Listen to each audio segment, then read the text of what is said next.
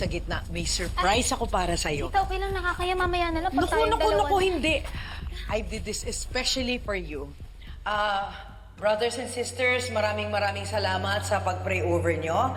Uumpisa na po natin yung programa. Please take your seats. Thank you. So, meron po akong konting announcement. As some of you may know, meron po akong pilgrimage sa Holy Land next month. Pero ang kagandahan nito, I will not be going alone.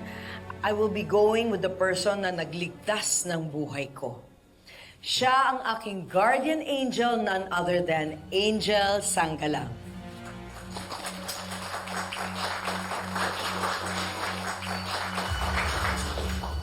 Ano yun? Kuya, ano yun? Baka po nakabukas yung isang mikropono. Isang mic lang po yung ginagamit namin. Hindi kaya masunog si Angel sa Holy Land? Hindi bagay doon ang mga taong walang ginawa kundi magpanggap, magsinungaling, mangidnap, manakit, at pumatay ng tao. Ang bagay sa kanya, ang mabulok sa kulungan para pagbayaran niya ang patong-patong niyang kasalanan. I'm so sorry po. Hindi po ito kasama sa program namin.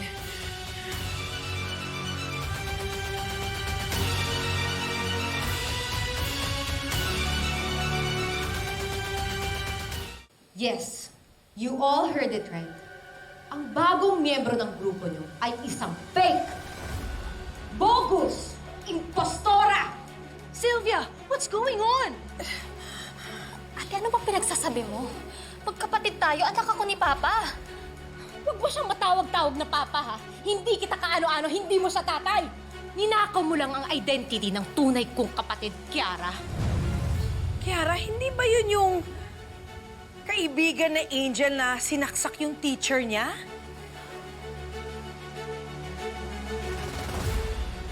Tita, hindi ko po alam yung pinagsasabi niya. Really? Eh, ano to?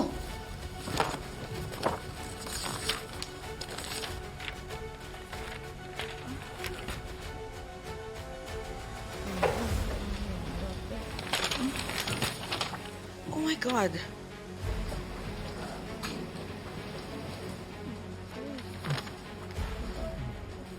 Yan, ang tunay na birth certificate ni Kiara Aquino. And to verify my claim, pina-DNA match ko ang sarili ko sa babaeng yan. Again, hindi kami magkaano-ano.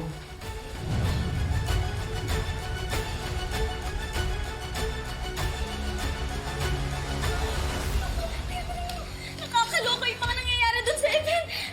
Hindi ko alam kung sino kakampihan ko. Si Mom Vanessa ba o si Angel? Siyempre si Ma'am Vanessa, ano siya kung may hawak pang ebidensya? Naku, Diyos ko. Nandiyan po si Mami. Naku, Super Warla! Mukhang sasakalin niya Tita Angel mo! No. Ayoko saktan ni Mami si Tita Angel. Mikay, no! No, you can't go out.